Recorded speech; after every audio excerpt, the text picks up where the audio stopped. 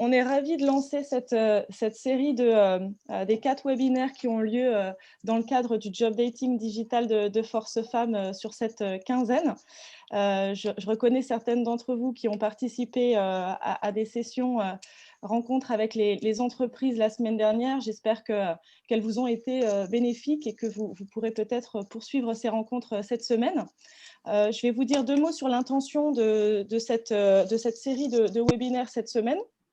On a souhaité proposer des thèmes qui changeaient un petit peu de ce qu'on peut vous proposer, que ce soit dans le collectif, les ateliers habituels chez Force Femmes ou même les webinaires qu'on a l'occasion de vous proposer de manière intensive depuis le début du confinement et la digitalisation de notre accompagnement.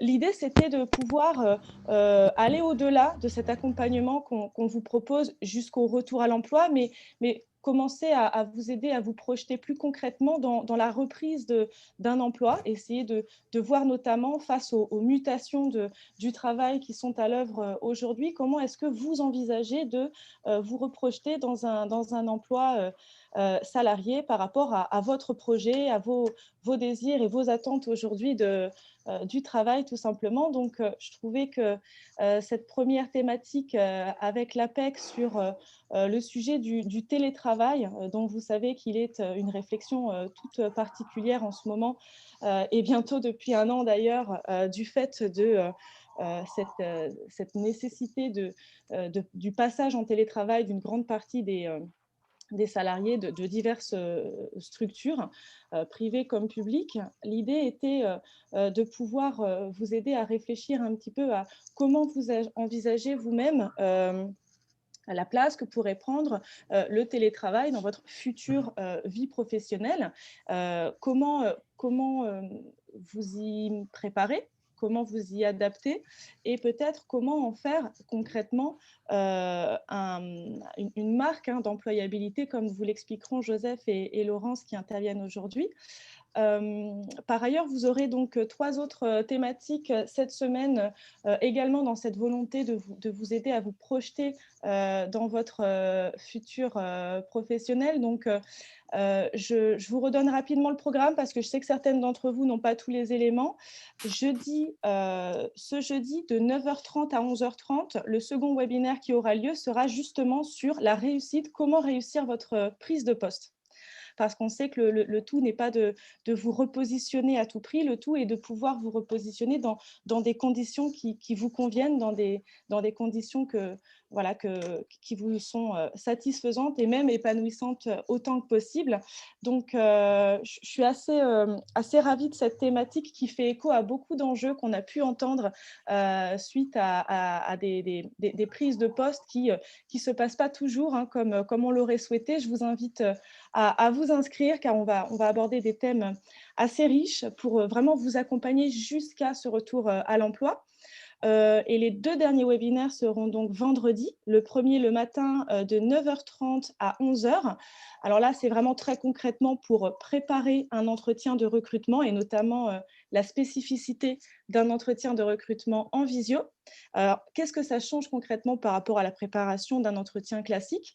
Et on terminera par un webinaire de témoignages, de retour d'expérience de femmes qui ont été elles aussi accompagnées par Force Femmes, qui ont retrouvé un emploi, qui travaillent aujourd'hui dans des secteurs tout à fait différents, dans différentes villes de France, et qui vous partageront ce qui leur a concrètement permis de rebondir dans cette période de transition, qu'est-ce qu'elles en ont retiré, et vous donner des conseils concrets pour continuer à avancer et garder confiance en cette période qui peut être un petit peu difficile. Donc, ce matin, on commence donc cette première session de webinaire avec nos 2 intervenants de l'APEC. Donc, je remercie Joseph Covio et Laurence Dumba d'avoir accepté de jouer le jeu et d'être présents ce matin pour vous livrer alors des enseignements spécifiques sur le thème du télétravail. Joseph est donc chef de projet études pour l'APEC et a travaillé sur cette étude cette année sur comment le télétravail peut transformer concrètement la façon de travailler, l'emploi des cadres, l'impact qu'il peut avoir sur ce travail. Il va vous restituer donc des données de cette étude, et Laurence, qui est ex-consultante APEC et désormais responsable opérationnel d'une équipe en Auvergne-Rhône-Alpes, sera là pour vous aider à vraiment vous approprier ces données-là, cette réalité-là, dans le cadre de votre recherche, et voir un petit peu comment l'intégrer pour en faire peut-être un atout dans votre repositionnement. Je vous donne vraiment, alors je les laisserai tous les deux, hein, Joseph, Laurence, je vous laisserai vous présenter un petit peu plus en détail. Ça serait peut-être l'occasion aussi de préciser, donc on est en cours de partenariat concret avec l'APEC, qui pourra se décliner sous divers volets. Leur intervention, leur présence ce matin en est l'expression en partie, car on sait que l'APEC produit diverses données, que ce soit sur le marché, que ce soit sur l'évolution de certains métiers, que ce soit sur voilà, tout un tas de sujets. Et je pense qu'il est tout à fait intéressant qu'on puisse avoir régulièrement ce genre de contact, ce genre d'interaction pour vous nourrir dans vos recherches. Ce que je vous propose, c'est vraiment donc évidemment, on est encore en digital, on est encore derrière cette interface Zoom, mais je vous invite vraiment à ne pas hésiter à réagir tout simplement. C'est une belle opportunité pour vous exprimer et pouvoir poser vos questions en confiance ce matin. Je vois qu'une partie d'entre vous ont mis l'image à l'écran. Donc là, c'est vraiment évidemment comme vous le souhaitez. Chacune fait comme elle le sent. Pour les micros, normalement, ils sont tous coupés. Je vous invite à vraiment les couper si vous n'intervenez pas, pour éviter les nuisances. C'est toujours plus pratique. Si vous souhaitez intervenir, poser une question, soit vous réactivez votre micro, vous la posez directement. Je suis là avec ma collègue Caroline, également salariée de Force Femmes, pour regarder un petit peu le chat, réagir aux questions que vous poseriez. En tout cas, n'hésitez pas, c'est un espace d'échange pour vous ce matin. Je vous souhaite qu'il soit riche. Et encore merci à Laurence et Joseph pour leur présence, et je vous laisse la parole. Bonjour, bonjour à toutes. Laurence, peut-être tu veux te présenter et puis ensuite je me présenterai moi, ou l'inverse, peu importe. Vas-y, tu as pris la parole. Démarre. Alors, je m'appelle donc effectivement Joseph Covio. Je travaille comme Laurence à l'APEC, avec une petite spécificité en ce qui me concerne, hein, Mélanie en a parlé, c'est que je travaille plus précisément au sein de l'Observatoire du marché de l'emploi cadre.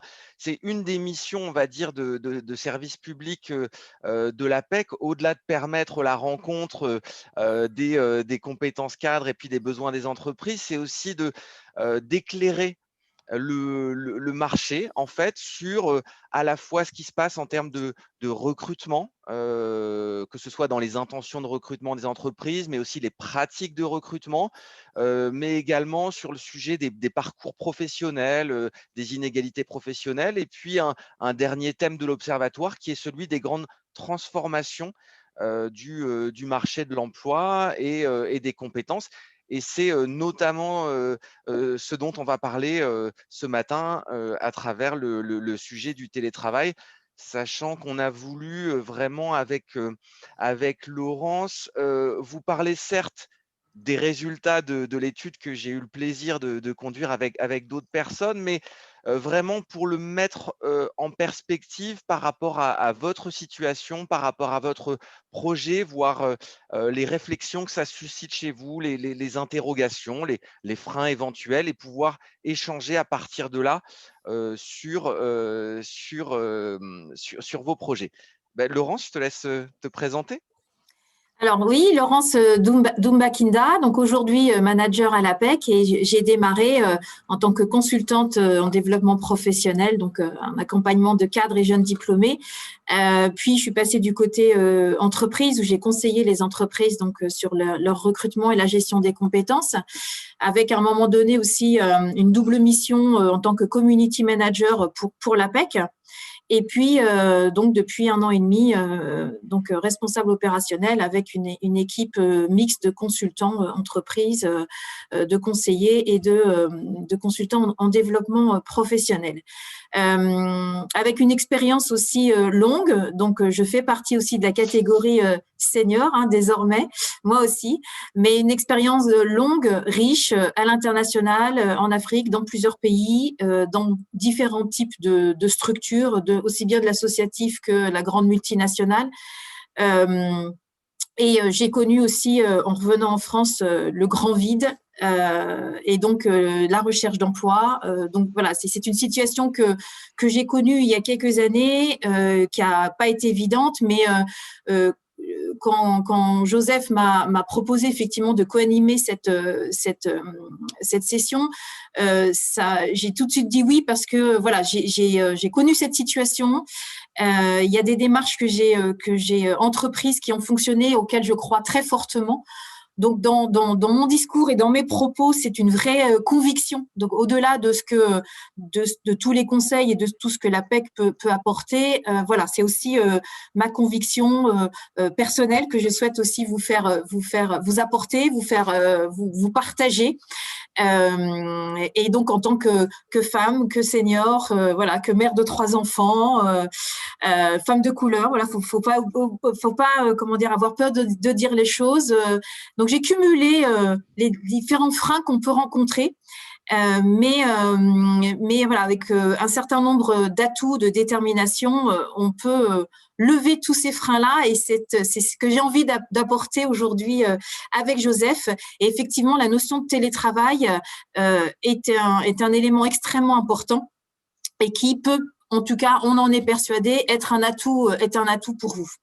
Alors, ce qu'on va vous proposer ce matin, c'est de continuer à travailler avec des outils digitaux. Et je vais vous demander, en même temps que vous regardez la présentation, de prendre votre téléphone portable et d'aller sur une session, et d'aller sur votre navigateur Internet et de taper Bicast. Bicast, ça s'écrit B2E K-A-S-T, Bicast Live. Je l'ai écrit sur le chat. Ah, pardon. Bicast Live. Bicast Live, ok. Et vous allez tomber sur une application et on va vous demander un code session. Aucun besoin de créer un compte, de donner des coordonnées ou quoi que ce soit. Et ce code session, je l'ai mis dans le chat également, c'est 15R5.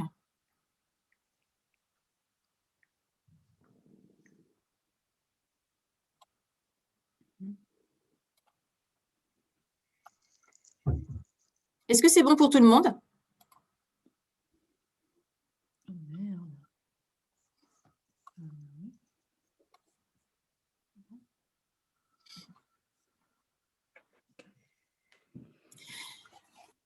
Donc voilà, l'idée c'est de rendre aussi cette session interactive avec des outils digitaux, et de permettre à tout le monde, à chacune d'entre vous, de pouvoir participer et s'exprimer finalement, parce que parfois c'est pas toujours évident à l'oral de s'exprimer. Donc là, l'idée c'est de pouvoir avoir votre avis en live. Joseph, je te redonne la parole pour ce début d'intervention. Oui, alors du coup, les 3 objectifs du webinaire, c'est vrai on en a, en partie parlé, mais vraiment l'idée, c'est de partir des principaux enseignements, de l'étude qui a été réalisée, par l'APEC sur le télétravail des cadres et ensuite à partir de ça, véritablement d'en tirer des pistes, de réflexion pour vos projets professionnels et puis pour votre employabilité, pardon, c'est un peu compliqué à dire, notamment ce matin. Et puis peut-être dans un dernier temps de répondre à vos interrogations, concernant ce sujet et puis surtout ces enjeux, à votre niveau. Donc n'hésitez pas si vous avez des questions à les poser, sur le chat, au fil de l'eau ou sinon peut-être, entre chaque partie, on prendra le temps d'échanger. Et puis, pour lancer, j'allais dire le sujet, on voulait, vous poser une 1re question pour avoir un petit peu votre état d'esprit, par rapport au télétravail. C'est quelle image vous avez aujourd'hui, vous, du télétravail? Donc là, vous pouvez effectivement, participer sur Bcast, donner tous les termes qui vous viennent à l'esprit sur ce sujet. C'est intéressant d'avoir un petit peu, votre état d'esprit, avant de vous présenter les résultats de l'étude sur le sujet du télétravail. Vraiment ce qui vous vient en tête de façon très spontanée et avec Laurence, on va ensuite, projeter ce nuage de mots. On va vous laisser, 2 petites minutes, hein, n'hésitez pas, c'est aussi ce qu'on voulait avec Laurent, c'était effectivement rendre la présentation interactive, puis aussi illustrer, d'une certaine façon le besoin aujourd'hui en compétences digitales. Alors effectivement, je vois un certain nombre de termes, qui me parlent par rapport à ce qui Mmh. ressortait, Ouais. des résultats de l'étude, à la fois d'ailleurs du positif et du négatif, hein. Le mot qui ressort de façon plus marquée, c'est plutôt un terme négatif assez classique, hein, Mmh.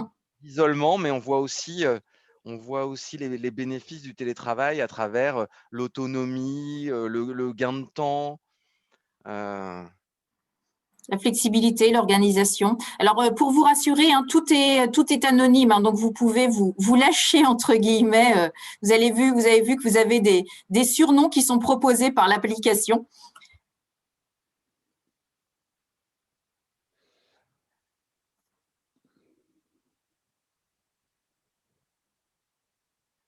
Mais donc oui, on voit aussi un certain nombre de questions que ça peut poser. Je vois nouvelle façon de travailler, je vois, effectivement, une personne qui dit que ça l'angoisse. Heu, Oui, ou c'est compliqué ou trop compliqué, effectivement. bon, en tout cas, ce qui est certain et c'est aussi une des raisons pour lesquelles, on parle de ce sujet-là aujourd'hui, c'est que ça aura été un des phénomènes marquants, en tout cas du point de vue du monde du travail de l'année 2020 et ça risque encore de l'être, Ouais. En 2021. Je propose Oui, qu'on passe qu'on au arrête là. exactement. Ok, c'est bon. De toute façon, on va les retrouver, hein, ces Oui, oui. mots, à travers la présentation des résultats de l'étude.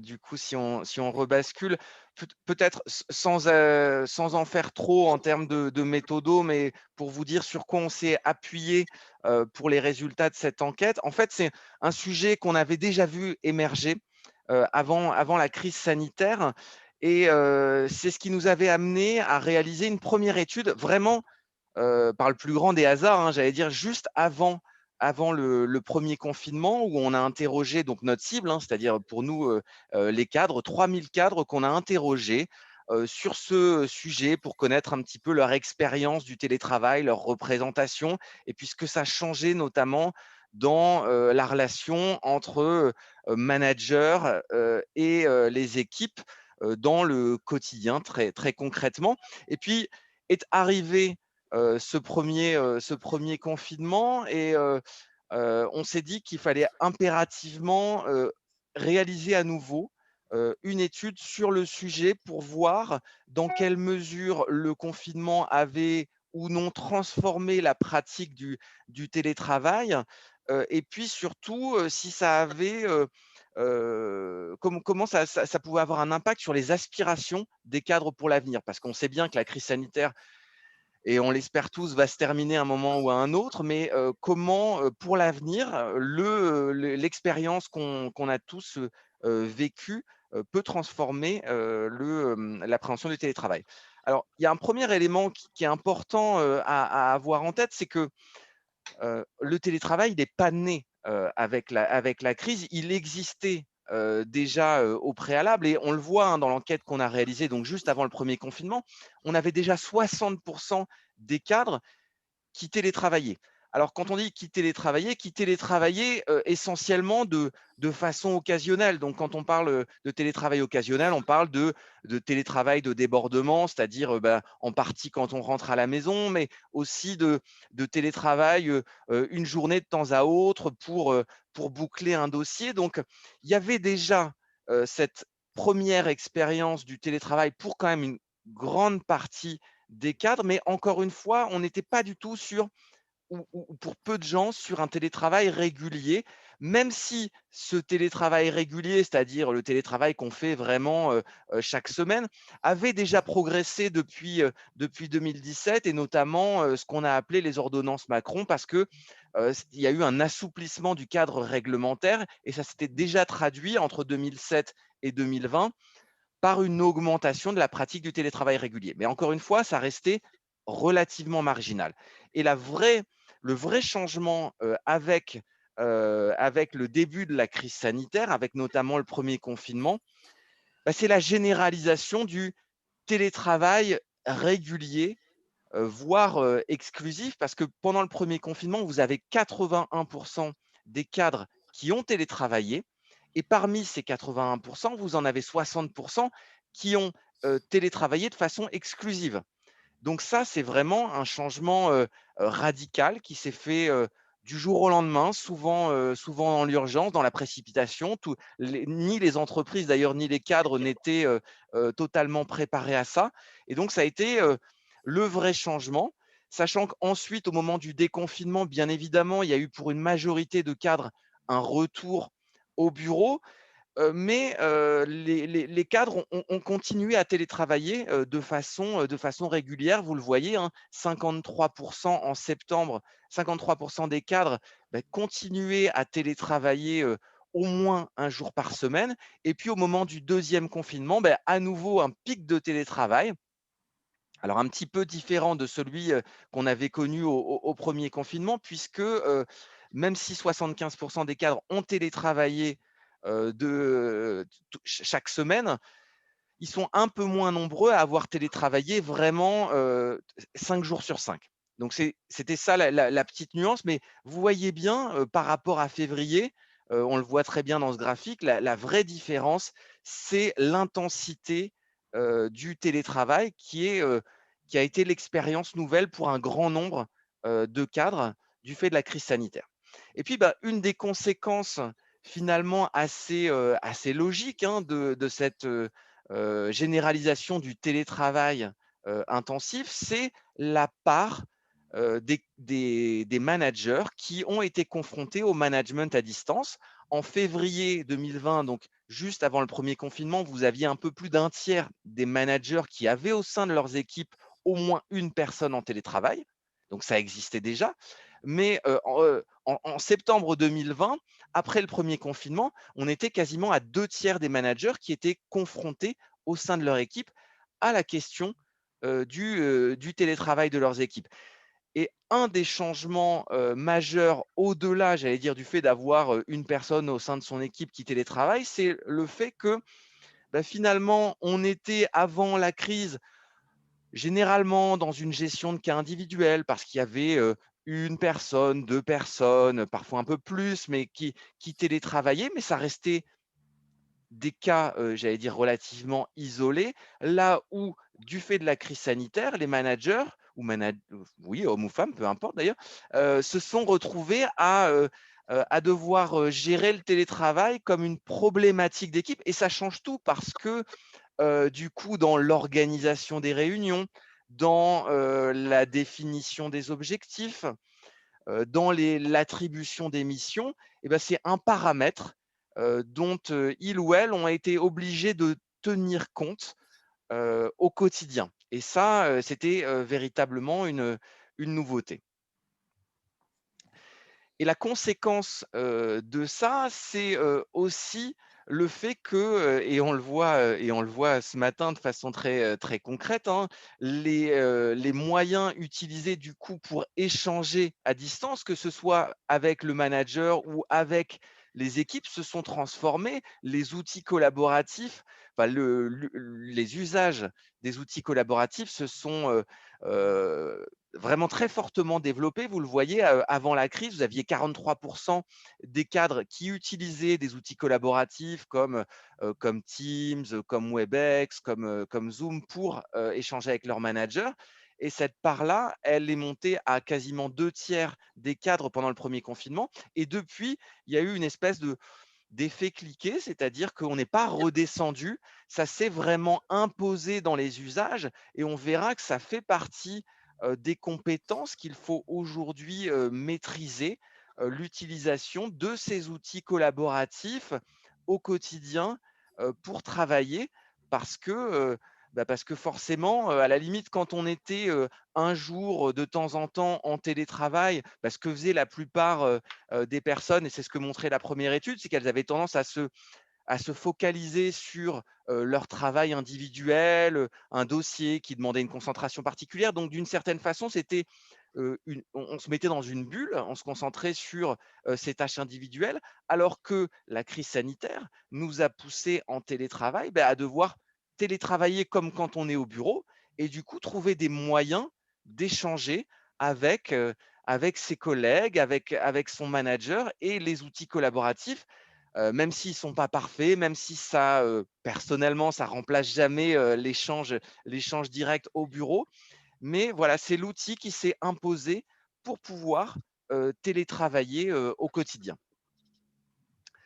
Alors, cette évolution des modes de travail, elle s'est déroulée dans un contexte, atypique parce qu'effectivement, on n'est pas dans le cadre habituel du télétravail, choisi, volontaire. C'est un télétravail qui s'est imposé du jour au lendemain dans un contexte très particulier et une des illustrations, c'est le graphique que vous avez, juste sous les yeux qui est que pour, plus de la moitié des cadres, notamment durant le premier confinement, le télétravail, il s'est fait dans un contexte d'une charge de travail qui était assez inhabituelle. Alors, qui a pu être plus importante que d'habitude pour un certain nombre, de cadres, notamment, les managers qui ont dû et les métiers RH qui ont dû, gérer justement le déploiement, de ce nouveau mode de travail et ça s'est accompagné pour eux par, une forme de surcharge, de travail, les métiers de la santé et du social, hein, qui ont été aussi, mobilisés pour les raisons, évidentes que vous imaginez. Et puis à l'inverse, pour, un quart des cadres, ce télétravail, il s'est fait dans un contexte à l'inverse d'une charge de travail, moins forte que d'habitude, soit parce qu'il y a eu un déficit d'activité, je pense notamment aux métiers commerciaux, hein, ça a été, il y a eu une forme de coupure pendant le premier confinement. Pour les métiers de la communication ou pour les métiers de la production industrielle, parce que notamment dans le secteur de l'industrie, vous avez un certain nombre d'entreprises qui, au moment du premier confinement, ont dû, ont dû stopper ou réduire très fortement, leur activité. Donc ça, c'est un des éléments de contexte atypique. Il y en a un autre qui est le fait, que pendant donc ce premier confinement, heu, 45 des cadres, c'est la slide, juste après, ont dû, on télétravaillait en présence d'enfants parce que alors moi, je m'en souviens très bien parce qu'il se trouve que j'ai 2 enfants et que j'ai été, concerné. Donc 45 des cadres ont télétravaillé en présence d'enfants parce que les écoles étaient fermées et ça s'est traduit pour eux par un certain nombre de difficultés à concilier télétravail et vie de famille. Et on le voit, hein, ça a notamment été le cas des parents d'enfants de moins de 11 ans, parce que les enfants sont moins autonomes et plus particulièrement, pour les femmes. Vous le voyez, hein, 80 des femmes contre 65 des hommes parmi les enfants de parents de moins de 11 ans ont eu des difficultés à concilier télétravail et vie de famille malheureusement parce que les femmes assument aujourd'hui encore une grande partie de l'éducation des enfants et que pour elles, ça s'est traduit très concrètement par le fait de devoir décaler ses horaires de travail, soit plus tôt dans la matinée, soit plus tard le soir pour essayer de concilier donc télétravail et vie de famille. Donc voilà, un des autres éléments qui font que ce contexte a pu être parfois compliqué à gérer pour les cadres. Et on le voit, on va le voir, hein, l'expérience du coup du premier confinement a véritablement mis en lumière les limites du télétravail. Quand on demandait aux cadres, ceux qui avaient télétravaillé donc avant la crise sanitaire, ce que ça évoquait pour eux, vous aviez très, très majoritairement des gens qui avaient des évocations positives en pensant à leur expérience du télétravail, notamment en termes d'amélioration de la qualité de vie au travail, du fait de pouvoir se concentrer davantage. Il y avait bien sûr déjà des limites, des freins qui étaient évoqués, mais finalement de façon assez marginale. Et l'expérience du premier confinement, vous voyez, s'est traduit véritablement par un rééquilibrage des perceptions avec une part beaucoup plus importante de cadres qui ont évoqué leur expérience en des termes négatifs, en termes de risques ou même de difficultés pour les entreprises, tout simplement parce que ils ont pu toucher du doigt les limites d'un télétravail intensif. Il y a des études qui avaient été menées, je pense notamment à la DARES il y a quelques années, et qui montraient très bien que notamment pour les cadres qui télétravaillaient de façon intensive, ça se traduisait par un allongement des horaires de travail, par des semaines plus longues, par des horaires plus atypiques, par un risque d'isolement. Et du coup, le premier confinement a d'une certaine façon permis aux cadres de voir à la fois pour certains d'entre eux les avantages, pour ceux qui n'avaient pas télétravaillé, mais surtout aussi quels pouvaient être les risques. Il y a aussi, je pense, on a bien vu la différence Île-de-France et région, c'est-à-dire aussi les logements, la question des logements a été considérablement importante dans cet élément-là, où en région, on a des appartements, en tout cas, qui sont peut-être un petit peu moins petits. Et en tout cas, on sentait que les cadres franciliens, voilà, le citaient davantage aussi comme frein et comme limite à l'exercice. Ouais, tu as raison parce qu'il y avait un élément dans l'enquête qui ressortait, c'est qu'effectivement, pas loin de 2 tiers des cadres ont dû, s'improviser un bureau de fortune, hein, tous ne disposaient pas, loin de là d'un bureau pour pouvoir télétravailler dans de bonnes conditions et justement Laurence m'avait posé la question: «Et qu'est-ce que ça donne, hommes-femmes?» Et ce qu'on se rend compte, c'est que le plus souvent, les femmes avaient tendance à effectivement laisser, le bureau à leur conjoint ou à leur mari et en tout cas, elles étaient plus nombreuses à télétravailler, dans une pièce dont c'était pas la vocation, que ce soit, une chambre, une cuisine, peu importe, mais il y a des ça a révélé d'une certaine façon ou mis en lumière un certain nombre d'inégalités, qui peuvent Persistante. exister, exactement de ce point de vue-là. Ce qui est intéressant malgré tout, c'est de voir qu'en dépit des difficultés rencontrées, les cadres ont pris, goût au télétravail ou tout du moins, parce que je pense que le goût du télétravail, il existait, auparavant. Ça, il y a pas eu finalement de retour en arrière sur le sujet. Aujourd'hui, on a réinterrogé, hein, les cadres en décembre 2020, donc c'est tout récent. Vous avez 86 des cadres qui ont envie de pouvoir poursuivre l'expérience du télétravailler ou de télétravailler à l'avenir.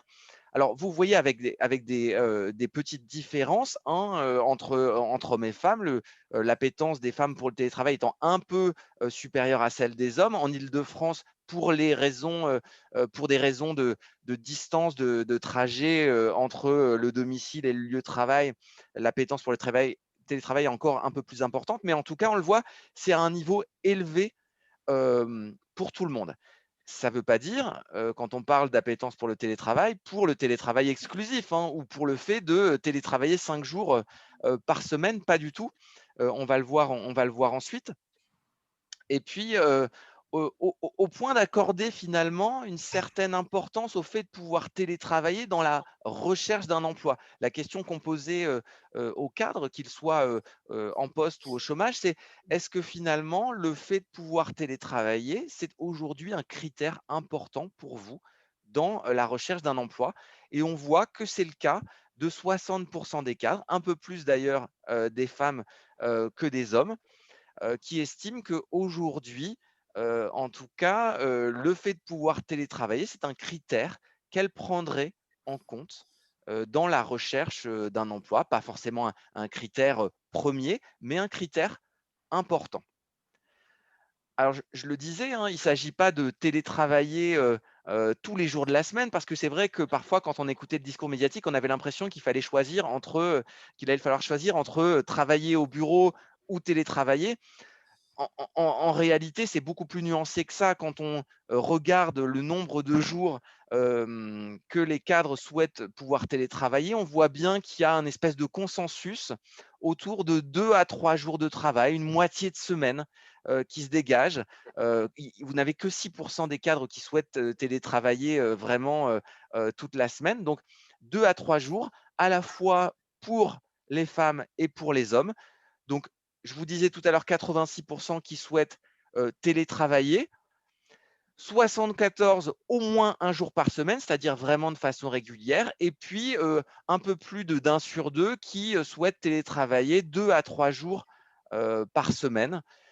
Ce qui pose au passage, hein, la question de la compatibilité d'un certain nombre de métiers avec le télétravail, parce que si la plupart des métiers cadres sont compatibles avec le télétravail, toutes les activités cadres ne sont pas télétravaillables, et ça va supposer à l'avenir un ajustement entre cadres et entreprises pour mixer cette envie d'une certaine façon de pouvoir télétravailler au moins une partie du temps avec la réalité objective qui est qu'on peut réaliser un certain nombre de tâches facilement en télétravail, et pour d'autres, ça va être plus compliqué, notamment dans certains secteurs. Je pense que si on est par exemple chef de rayon dans la grande distribution, oui, il y a peut-être certaines tâches administratives qu'on peut réaliser à distance, mais il y a d'autres qui supposent d'être présents sur le terrain pour encadrer les équipes.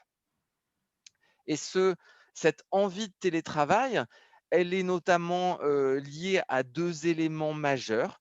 Le fait de diminuer le temps passé dans les transports, on voit que c'est extrêmement corrélé. Plus la durée des transports s'allonge, et plus cet élément il est vraiment moteur dans l'envie de télétravailler. Et puis un des autres éléments qui correspond à un des bénéfices du télétravail, qui est le fait de pouvoir travailler au calme, de pouvoir se concentrer. Ce sont les 2 leviers principaux de l'envie de télétravailler. Alors, quand on superpose les réponses des femmes par rapport à les réponses de l'ensemble des cadres, on voit que les 2 leviers principaux sont les mêmes. On voit que il y a chacun des critères finalement est plus important que pour la moyenne des cadres. Et puis surtout, on voit quelque chose qui peut être potentiellement un risque aussi pour les femmes dans l'envie de télétravailler, qui est le fait que ça puisse faciliter d'une certaine façon le fait de combiner sa vie professionnelle et puis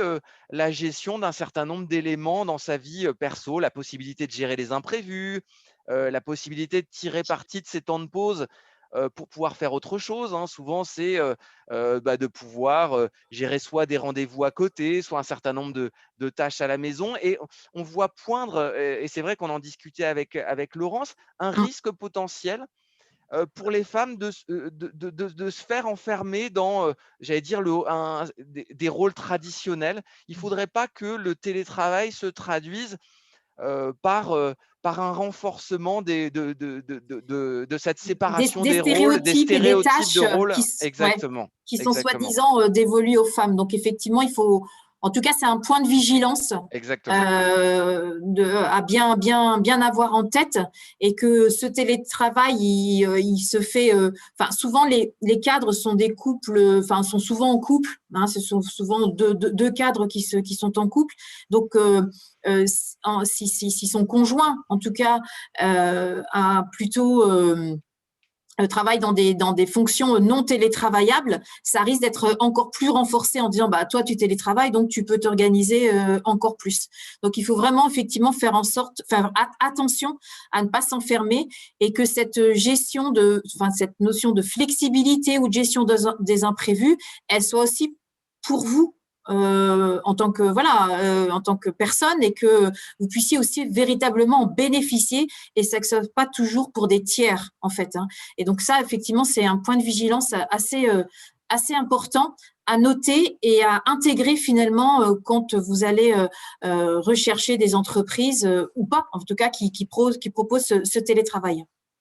Voilà. Et le dernier point pour illustrer le fait que oui, il y a une envie de télétravailler qui est massive, mais pas tous les jours de la semaine. C'est le fait que quand on demande aux cadres finalement à quelle fréquence il est important pour eux de se retrouver ensemble sur site, au bureau ou ailleurs, on voit que il y a quand même une majorité, 56% de cadres qui estiment qu'il est nécessaire de pouvoir se retrouver ensemble, tous les collaborateurs d'une équipe au bureau. C'est d'ailleurs encore plus marqué pour les femmes que pour les hommes. Et donc, voilà, ça renforce l'idée que ce qu'attendent aujourd'hui les cadres de leurs entreprises, c'est un modèle d'organisation hybride qui permette de combiner télétravail et travail en présentiel. Ce n'est pas l'un ou l'autre, c'est de pouvoir combiner d'une certaine façon le meilleur des deux mondes. Alors, je t'en prie. On va repartir, il me semble, sur Bicast.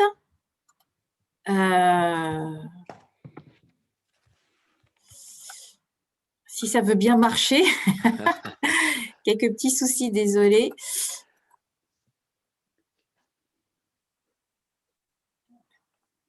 Pour vous demander effectivement à votre niveau l'importance que vous accordez à la possibilité de télétravailler dans un futur poste. Donc, vous avez une activité qui vous est proposée avec une question posée en ce sens. Hop, voilà. Donc, vous avez cette question. Et vous, quelle importance accordez-vous à la possibilité de télétravailler? Est-ce que vous considérez que c'est un critère indispensable de votre recherche? Est-ce que c'est important? Est-ce que c'est sans importance? Ou est-ce que tout simplement, encore plus marqué, vous n'en avez pas envie? Et puis, il y a une possibilité aussi, c'est que vous considériez que ça n'est juste pas compatible avec votre fonction. Donc là, on retrouve un peu des tendances de… Alors ça continue à bouger, hein, c'est normal, mais des tendances de réponse qui vont un peu dans le sens des résultats de l'enquête, c'est-à-dire que ce n'est pas forcément un critère indispensable, mais c'est un élément qui compte, un élément qui est pris en compte dans votre projet, même si effectivement vous avez quatre personnes qui disent ne pas avoir envie du tout de télétravailler. On peut dire que tout le monde a à peu près répondu. Bon, ça donne quand même entre indispensable et important, quand même majoritairement, il y a quand même effectivement cette notion de vouloir télétravailler.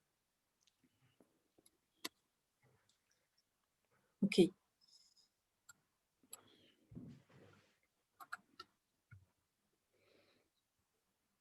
Alors, on continue.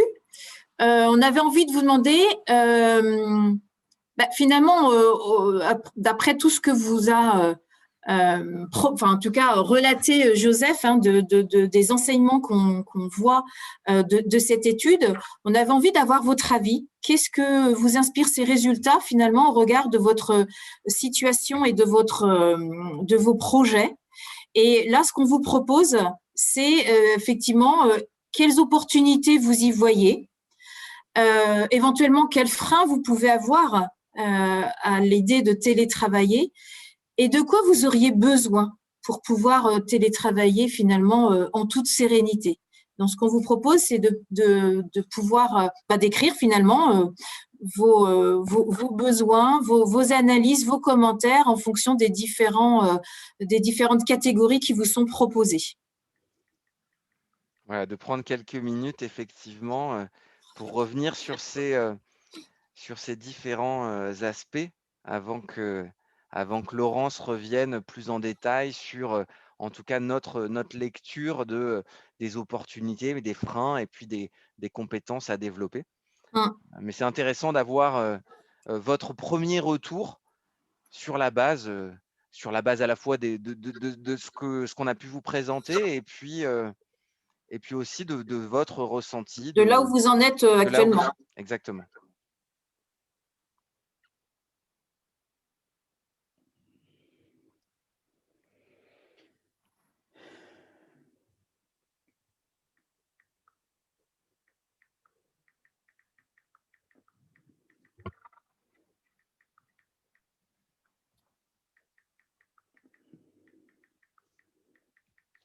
Alors, on a une petite question sur l'accès au sondage, sur un souci d'accès au sondage.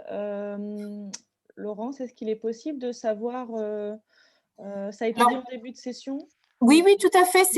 Donc, c'est Bcast Live, donc B2EKAST. B2EKAST, Bcast. Vous allez sur votre barre de recherche Internet. Alors, sur votre téléphone, votre tablette ou votre portable. Hein, et puis, vous avez tout en haut un code session qu'on vous propose d'indiquer. Et ce code session, c'est 15R5, R minuscule. J'en ai profité pour le réécrire dans le chat. Merci beaucoup. Voilà, et ensuite, il suffit d'aller sur une activité non L'activité, répondue. ça vous propose l'activité en fait actuelle, en cours. Donc, en tout cas, ce qui est intéressant, c'est qu'on voit que majoritairement, on est plutôt sur des opportunités en termes de flexibilité, de gain de temps, d'opportunités géographiques, de meilleure organisation, effectivement, moins de stress, une adaptabilité à un nouveau mode de travail, de pouvoir travailler partout. Donc, effectivement, une liberté finalement d'organisation, de l'organisation, d'autonomie, du calme. Plus grande diversité, toujours gain de temps dans les transports également, de la confiance, effectivement, autonomie, gain de temps. On pourra vous envoyer tous ces résultats par Mélanie. Et puis, alors finalement, les freins sont peu nombreux. Besoin de formation, l'esprit d'équipe, l'isolement qu'on retrouve, le manque de relationnel. Comment prouver au recruteur que je suis en capacité de télétravailler? C'est une vraie question, qui est une vraie bonne question. Une vraie question, et on espère pouvoir vous donner des éléments de réponse tout à l'heure. Effectivement, toujours cet aspect d'isolement, de manque de relationnel. Et le fait que les dépenses ne sont pas forcément redistribuées aux salariés. Toujours cette notion de relationnel. Et puis, effectivement, quand on est sur un poste de manager, peut-être plus délicat de pouvoir créer des liens, tisser un relationnel fort avec des équipes qu'on connaît peu. Effectivement, ce côté gestion du temps qui est à la fois une opportunité et qui peut être une contrainte si on n'arrive pas à se fixer finalement des limites fortes avec la séparation, l'isolement, la séparation des temps de vie. Et puis, il y a cette notion-là aussi où certaines personnes aiment bien faire la part des choses. Le bureau, c'est là où je vais travailler, et la maison, c'est là où, où il y a toute ma vie perso. Et effectivement, ça peut être un frein parfois qui est exprimé. Je l'ai rencontré, moi, chez un membre de mon équipe, pour qui le premier confinement a été quelque chose d'extrêmement difficile parce que c'était en total conflit avec ses valeurs perso, où pour elle, la maison, c'était tout sauf le bureau. Donc, ça a été vraiment un travail. Ce qui l'a aidé, c'est que finalement, toutes les personnes étaient dans cette situation et qu'il n'y avait pas moyen de faire autrement. Mais c'est vrai que c'est un sujet qu'on ne peut pas passer sous silence. Et puis, pardon. Vas-y, je t'en prie. Non, il y a quelque chose qui me faisait réagir, mais je pense que c'est lié à votre situation de recherche d'emploi. C'est que c'est beaucoup plus en termes de frein le risque d'isolement qui ressort que une autre crainte que peuvent avoir d'autres personnes en télétravail, qui est celui de la surcharge, ou etc. Là, c'est vraiment axé sur la dimension relationnelle qui peut constituer un frein. Et puis, ce dont j'aurais besoin, on est vraiment sur la partie effectivement technique à proprement parler, parce qu'effectivement, on a besoin d'avoir des connexions efficaces et des équipements efficaces. Et puis, c'est finalement des règles claires sur pouvoir travailler dans de bonnes conditions, la meilleure connaissance et pratique des outils, des formations, le mix. On est vraiment sur cette question à la fois technique de j'ai besoin d'avoir du matériel adéquat et une connexion qui fonctionne, et puis des formations, parce qu'il y a besoin effectivement de savoir comment ça se passe tout ça et comment je peux en avoir le meilleur usage. Écoutez, merci pour la richesse de vos propos. On va repasser sur le slide. Alors, si ça veut bien.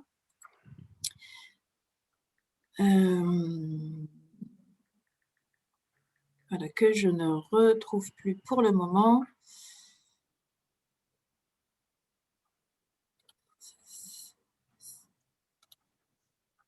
Alors.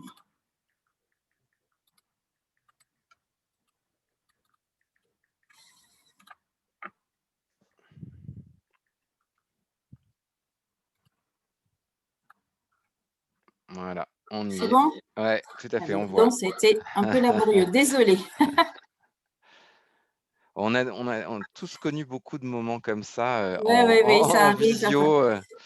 Donc, on a voulu garder, on ne peut pas tout avoir. On a voulu garder l'animation des diapos et donc, du coup, être sur plusieurs modules à la fois. Alors, ce que on voulait voir avec vous, c'est effectivement tous les aspects plutôt positifs, entre guillemets, sans oublier les risques et les freins potentiels. C'est que, en fait, c'est vraiment comment faire du télétravail, en tout cas dans votre recherche d'emploi, une véritable opportunité. Et donc, ce qui est intéressant, c'est que vous l'avez dit dans vos propos tout à l'heure, c'est qu'effectivement, ça peut permettre finalement d'élargir son périmètre de recherche, notamment géographique, si l'entreprise propose de pouvoir télétravailler à question de entre 1, 2, 3 jours par semaine. Parce que du coup, on peut se dire que je peux accepter finalement d'avoir un temps de trajet un peu plus long, parce que finalement, ça sera que sur 1, 2 ou 3 jours que je vais devoir me déplacer au bureau. Donc ça permet, en tout cas, on le voit déjà un petit peu, d'élargir ces critères de recherche. Et puis, ça peut donner aussi en tant que demandeur d'emploi ou d'offreuse de services, d'être force de proposition. C'est-à-dire qu'on sait malgré tout que même si le nombre d'offres cadres a considérablement diminué en 2020, il ne reste pas moins que certains postes restent pénuriques, soit parce que c'est la fonction qui le veut. Alors, par exemple, je ne vous l'apprends pas, mais sur des fonctions informatiques, les pénuries sont toujours aussi importantes, mais ça peut être aussi sur un secteur d'activité qui est toujours aussi peu attractif, ou alors il se peut que l'entreprise soit dans une ville qui soit assez éloignée finalement d'une grande ville, et pour lesquelles finalement on se rend compte que les candidatures sont peu nombreuses. On a un pourcentage non négligeable d'offres d'emploi qui sont avec moins de 5 candidatures. Je crois qu'on est autour de 10 à 20% selon les fonctions. Donc, c'est assez important. Ce qui fait que c'est là où vous pouvez, vous, être force de proposition et à un moment donné, proposer à l'entreprise votre candidature, moyennant effectivement 1 ou 2 jours de télétravail. Et donc, du coup, c'est quelque chose où vous pouvez être, vous pouvez être une sorte de possibilités auxquelles l'entreprise n'avait peut-être pas forcément pensé, mais comme il n'y a personne en face, eh bien, vous avez un avantage concurrentiel certain et qu'il ne faut pas négliger. Et puis, même si effectivement on se rend compte dans les études que la notion de télétravail revient, alors soit au côté de la fonction, soit dans le cœur du texte, soit dans les avantages qui sont associés au poste, finalement le nombre d'offres intégrant le télétravail de façon très ouverte est assez faible, même s'il est en progression constante. Ça ne veut pas dire pour autant que les entreprises ne le proposent pas ou sont réfractaires. Donc là aussi, c'est pour ça il ne faut pas hésiter à être proactif sur le sujet et à tâter le terrain. Là, ce qu'on voit aussi, et Joseph, tu pourras compléter si besoin, c'est que majoritairement, et ça, voilà, c'est évident, c'est que les grandes entreprises, donc c'est celles qui ont plus de 5000 salariés, et ce qu'on appelle les entreprises de taille intermédiaire, donc des grosses PME, on va dire, sont beaucoup plus enclines, et en tout cas ont beaucoup plus fait appel au télétravail, et on a vu qu'il y a plus de 500 accords qui ont été conclus à l'automne dernier, des accords de télétravail. Donc, il y a une vraie tendance qui s'est dégagée. Les TPE et PME, voilà, souvent faute finalement de professionnels RH pour les accompagner, pour les encadrer, ne l'ont pas forcément mis en place. Donc là encore, ça ne veut pas dire que c'est niette, ça veut dire que il n'y a pas de représentant du personnel en face pour pouvoir négocier. Et puis, c'est quelque chose qui est assez lourd, qui n'est pas toujours très évident. Et donc, du coup, qui ne fait pas forcément partie de l'ADN de l'entreprise. Donc, mais c'est quelque chose que vous avez vu, j'imagine, au cours de votre parcours chez Force Femmes, sur le marché de l'emploi, c'est-à-dire que quand on identifie son secteur ou les entreprises dans lesquelles on a envie d'aller, ça fait partie finalement des recherches que l'on va faire sur comment elles fonctionnent. Et du coup, vous aurez plus d'informations pour savoir si effectivement le télétravail est quelque chose d'envisageable ou pas. Bien entendu, de la même façon qu'on a des salariés qui restent réfractaires finalement au télétravail, on va avoir aussi des chefs d'entreprise pour lesquels, voilà, c'est pas encore un sujet ou qui ont des difficultés à y aller. Alors, ce qu'il faut savoir, c'est qu'à un moment donné, il faut faire attention parce que on l'a vu dans la recherche d'emploi, pour un grand nombre de personnes, plus des 2/3, ça reste quand même un critère essentiel. Donc, en termes d'attractivité, en termes de pérennité, de pouvoir identifier et attirer des candidats, c'est un critère dont les entreprises vont devoir s'emparer et ne pas laisser de côté trop longtemps. Alors, je vais répondre à peut-être une question et puis je Vas-y. t'en pose une, comme ça ça te laisse le temps de réfléchir. J'ai vu une personne qui demandait sur le chat s'il fallait le mettre dans son CV, le fait qu'on était éventuellement prêt à télétravailler. Enfin, en tout cas, j'ai vu passer cette question. Je te laisse réfléchir à ça et je réponds à une autre question que j'ai vue passer qui est de dire, très bien, les cadres finalement ont envie de télétravailler, ça ressort clairement de l'étude, mais qu'en est-il des entreprises? Alors, je crois que tu as apporté un certain nombre d'éléments de réponse.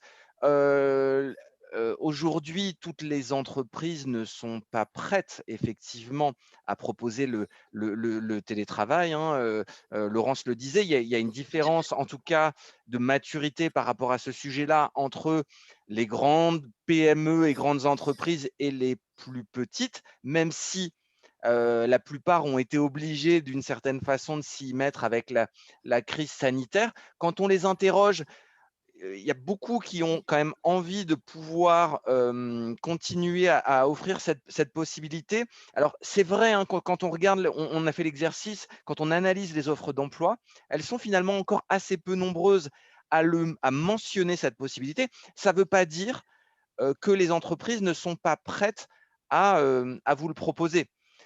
Mais ce n'est pas forcément encore quelque chose qui est ancré dans les habitudes comme on mettrait des avantages de type,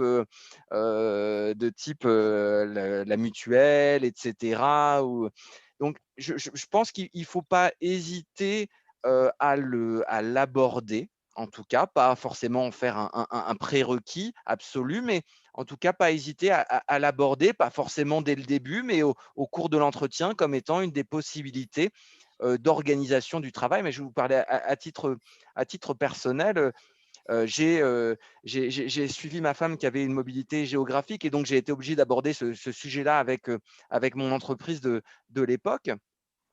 Et on n'en avait absolument jamais parlé, mais quand j'ai évoqué le sujet, ça n'a posé aucun souci.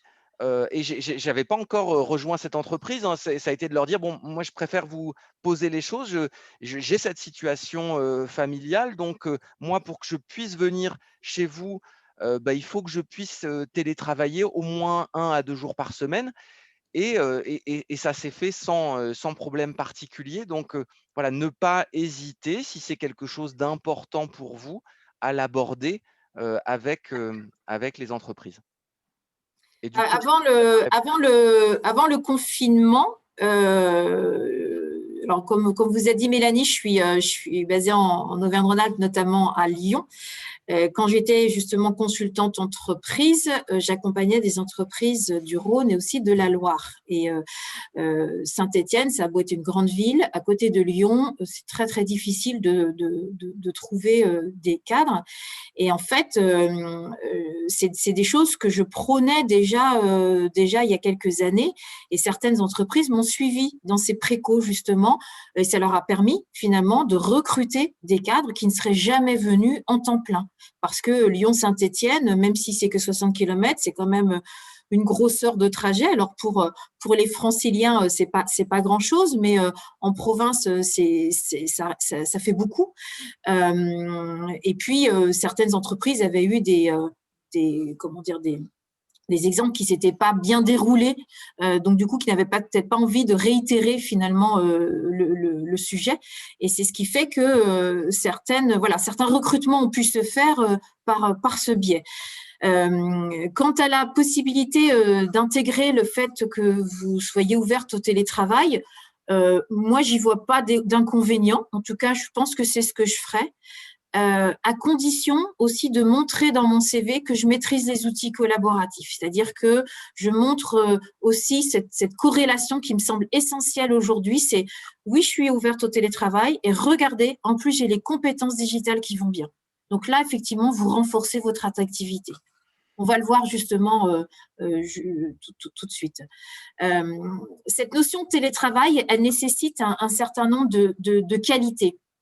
Et ces qualités, aujourd'hui, elles rentrent finalement dans ce qu'on appelle les soft skills. Vous en avez entendu parler très probablement, hein. Alors, on parle de hard skills, hein, le côté expertise métier, et puis les soft skills, qui sont toutes les compétences finalement, de l'ordre de qualité personnelle, des compétences transversales, des compétences cognitives et autres. Et c'est vrai que un certain nombre de qualités sont requises, hein, pour pouvoir télétravailler. Tout à l'heure, on a vu le mot sérénité, qui est extrêmement important. Alors l'autonomie, alors en règle générale, quand on est cadre ou assimilé, hein, bien entendu, ça fait partie des compétences qu'on nous demande, mais cette autonomie, elle est aussi doublée de rigueur, c'est-à-dire on va vous demander aujourd'hui d'être d'être chez vous et d'être capable effectivement de mener à bien vos missions sans forcément avoir le manager qui est dans le coin et qu'on va solliciter régulièrement. Et puis la rigueur, elle va aussi beaucoup dans cette notion de gestion du temps. Elle va beaucoup aussi dans cette notion de vie privée, vie pro. Quand est-ce que j'arrête? Quand est-ce que je suis capable d'arrêter, de me déconnecter et de dire c'est bon, je suis off et cette fois-ci je suis consacrée à mes loisirs, à mes enfants, à ma famille, à moi-même, etc. Donc ça, c'est vraiment quelque chose d'extrêmement important. Et puis, la flexibilité, c'est que aussi, on va vous demander peut-être un peu plus qu'avant, c'est de pouvoir passer finalement d'une tâche à une autre de façon beaucoup plus fluide. Et puis, de pouvoir passer finalement d'un outil à un autre, comme on fait aujourd'hui, là, ce matin. On est un coup sur Zoom, un coup sur Bicast, à la fois sur le portable, à la fois sur le téléphone. Mais cette flexibilité aussi, elle va être de plus en plus importante et ça fait partie des compétences clés de demain. On va nous demander aussi une organisation, une gestion du temps extrêmement importante, c'est-à-dire que quand on est dans un cadre de travail, il y a un rythme qui se fait parce qu'il y a les collègues aussi qui sont à côté et puis du coup, on est un peu emmené. Quand on est seul, il faut s'assurer effectivement qu'on va pouvoir faire sa to-do list et répondre finalement aux enjeux de l'organisation et de son poste et sans avoir finalement à côté de personnes qui peuvent à un moment donné vérifier, contrôler. Alors oui, il peut y avoir parfois des contrôles qui se font à distance via certains outils, mais on a vu, on va le voir que c'est pas ça le télétravail. Si la confiance n'est pas là, ça fait partie des ingrédients principaux. Donc en fait, finalement, ces qualités qu'on demande très souvent pour un grand nombre de postes, elles vont être simplement renforcées par cette notion de télétravail et cette capacité à gérer son temps et à se donner véritablement des cloisons et de se dire non, parce qu'effectivement on peut avoir tendance à travailler et à ne pas déconnecter et je suis la première à le dire et pourtant à le faire en me disant comme je suis à la maison, c'est pas grave, j'ai pas de temps de trajet. Donc je lutte contre moi-même régulièrement pour dire non, tu arrêtes là et tu feras le reste demain. Et puis cette notion d'empathie, derrière l'empathie, c'est que même si effectivement grâce aux écrans et aux vidéos on peut se voir et c'est important de voir des visages, on reste quand même notamment actuellement dans une situation et dans une crise sanitaire qui en tout cas risque de perdurer encore un bon bout de temps et qu'on a besoin d'être en mode compréhensif en permanence. Et donc du coup, c'est ce que j'ai voulu mettre derrière empathie, c'est-à-dire cette notion de se mettre à la place de l'autre, de comprendre aussi son besoin. Et ça va aussi avec les capacités de communication, c'est que comme on ne se voit pas tout le temps, il va falloir encore plus communiquer. Et ce qui fait que si moi, demain, je suis recruteuse et que je dois vous recruter, et notamment avec 2 ou 3 jours de télétravail, ce sont ces qualités que je vais aussi aller chercher dans l'entretien de recrutement. Donc, j'entendais Mélanie tout à l'heure qui disait que vous alliez travailler sur qu'est-ce qui fait la différence finalement et comment se préparer à un entretien en visio.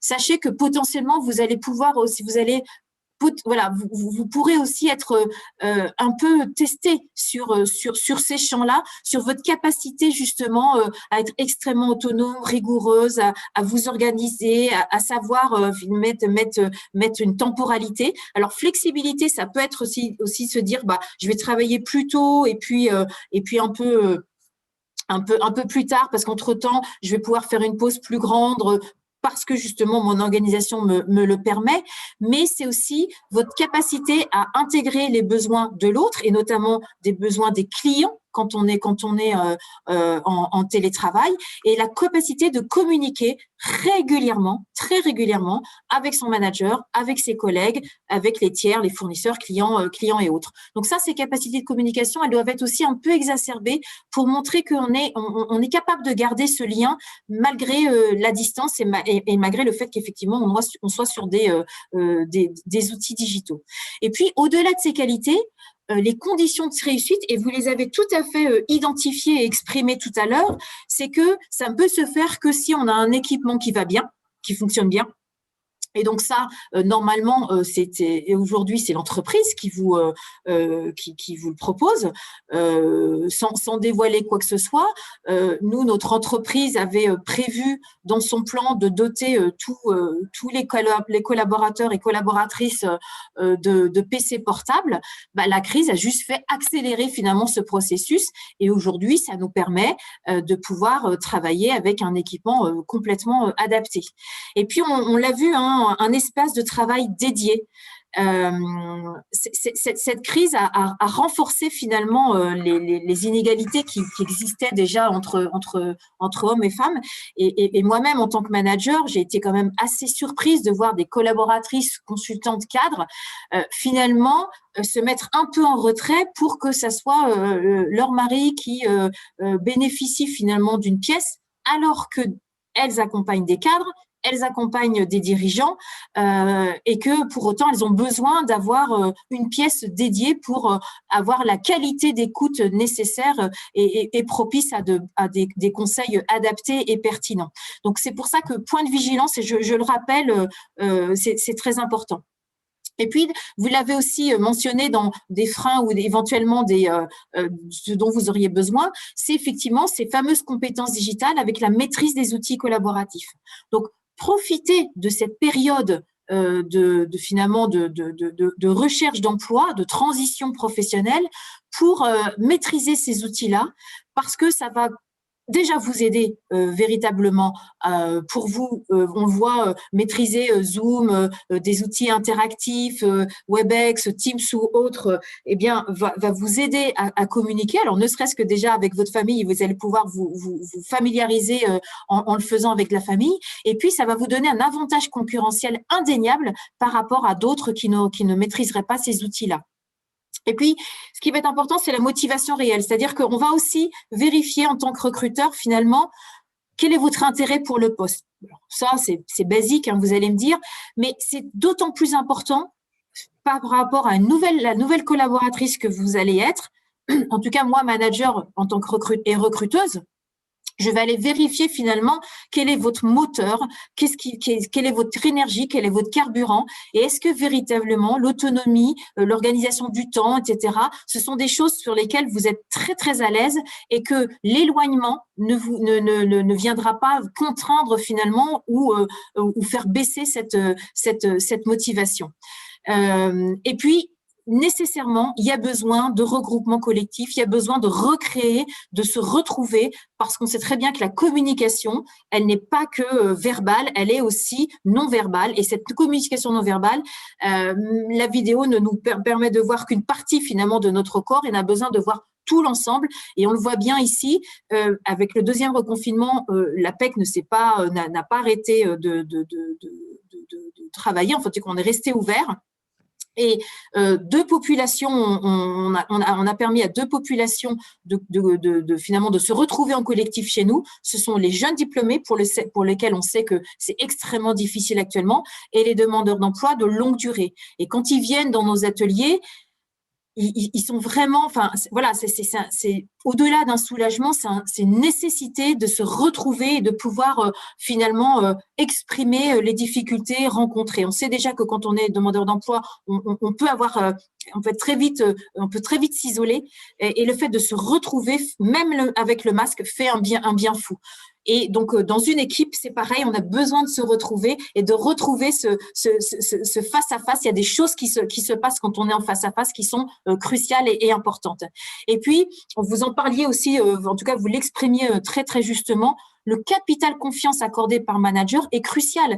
Et on le voit aussi, là où le télétravail, en fait, s'est passé assez facilement, déjà, c'est que l'entreprise avait déjà mis en place, alors même s'il était occasionnel, l'avait déjà mis en place. Et puis, il y avait le style de management. Quand on est sur un management participatif, ce capital confiance, il est de fait, finalement. Alors que sur un management un peu plus classique, traditionnel, patriarcal, hiérarchique, directif, c'est très difficile parce que on est sur le manager qui ne pense que les gens ne travaillent que parce qu'il est là et qui sont à sa portée de main. Non, bien entendu, non. Donc, si on n'a pas ce capital confiance, ça peut être compliqué. Et puis, les règles de fonctionnement doivent être claires et partagées par l'ensemble de l'équipe, effectivement. Quand je suis off, je suis off. C'est comme quand, c'est ce qui se passe ici doit se passer de l'autre côté. Et que qu'est-ce qu'on s'autorise ensemble, finalement, dans l'équipe, et puis qu'est-ce qu'on ne s'autorise pas. Et sur le premier confinement, effectivement, nous on s'est créé un groupe WhatsApp où moi j'impulsais finalement la journée en faisant un petit coucou et en trouvant une petite image humoristique tous les jours pour mon équipe, que j'ai appelé tous les jours pendant 1 mois et demi. Et puis après, on a joué la solidarité, etc.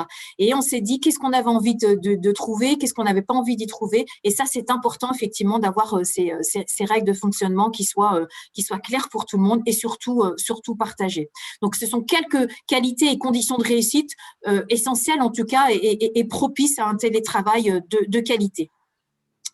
Et pour répondre effectivement à vos interrogations, on a vu qu'il y en avait très très peu, mais ça avait été exprimé que parfois la fonction peut ne pas être télétravaillable.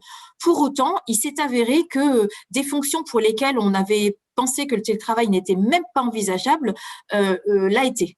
Donc, vous avez un outil de l'ANACT qu'on vous mettra aussi à disposition. L'ANACT, c'est l'Agence nationale pour l'amélioration des conditions de travail qui a fait qui a travaillé de façon assez extraordinaire et extrêmement intéressante sur le télétravail. Il y a un kit de télétravail que vous pouvez télécharger et qui permet finalement de se dire je vais regarder, moi, si mon poste, il y a des choses qui peuvent être réalisées en télétravail. Et ce qui est intéressant, c'est que c'est en ça que vous pouvez être proactive, c'est de regarder qu'est-ce qui potentiellement pourrait être télétravaillable dans votre activité, d'envisager tous les freins ou difficultés éventuelles qu'on pourrait y trouver ou que l'entreprise pourrait vous rétorquer et de mettre en face des moyens qui pourraient finalement les lever. Et par exemple, des techniciens de maintenance pour lesquels il n'était pas envisagé de télétravailler, finalement, ont réussi à avoir des journées de télétravail parce que toute la partie back-office, répondre aux réclamations clients, reprogrammer son activité ou tout simplement aussi finalement à la fois benchmarker, former des plus jeunes, etc. Eh bien, ça a permis au télétravail de mettre en place tous ces éléments-là, d'être sur une sorte d'amélioration continue, de partage des bonnes pratiques. Et puis, ça peut être aussi intéressant de lister des missions qui sont quelquefois pas prioritaires, mais qui pourront peut-être l'être demain pour une reprise totale de l'activité. Donc, ça peut être intéressant de se dire, tiens, voilà, je vais aussi regarder ce qui peut être fait.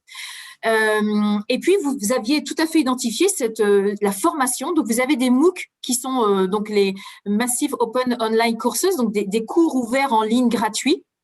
Vous avez MyMOOC, qui est un des leaders qui recense des formations. Vous avez, je crois, c'était The Village, qui propose ici aussi une formation de 2 heures gratuite sur les questions de télétravail. Et puis, vous avez des outils collaboratifs qui, sur une certaine partie, sont gratuits. Donc, on vous en a cité quelques-uns et que je vous invite à vous approprier. Parce que même si vous connaissez, voilà, vous savez au moins comment ça fonctionne un tout petit peu, vous allez pouvoir le mettre sur votre CV et montrer que ce sont des outils que vous connaissez et avec lesquels vous êtes en capacité de travailler. Ça vous donne un ancrage fort dans une dimension d'actualité et de montrer que vous avez des compétences qui sont mises à jour et que vous avez mis à profit finalement cette période de transition professionnelle.